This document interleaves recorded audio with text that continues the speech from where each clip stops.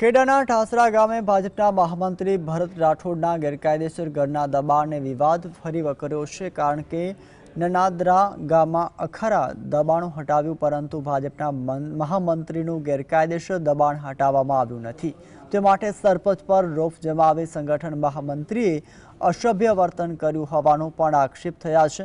સરપંચે ગામમાં દબાણ હટાવવાના બેઠક બોલાવી તે સમયે મહિલા સરપંચ પર હુમલો કરી તેનું અપમાન પણ કર્યું હતું, પરંતુ મહિલા સરપંચે પોલીસ બંદોબસ્ત માંગીની દબાણ કામગીરી કરી, છતાંય પંચાયતની નોટિસ નહીં સ્વીકારી દબાણ બચાવવા માટે પણ મહામંત્રીએ હવાતિયા કર્યા હતા।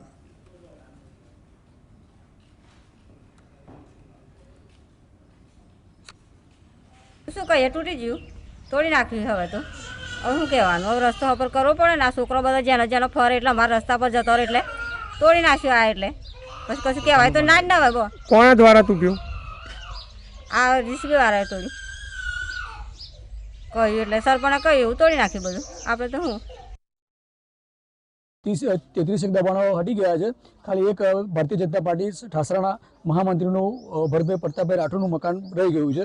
એમને એલિગેશન કર્યું હતું કે ભાઈ અમને નોટિસ નથી મળી એટલે હું તોડવા નહીં દઉં। તો પછી અમે એવું કીધું કે ભાઈ વાંધો નહીં, અમે તમને પૂરી નોટિસ આપી દઈશું 7 દિવસના ગાળામાં, એટલે 15 દિવસમાં તમારું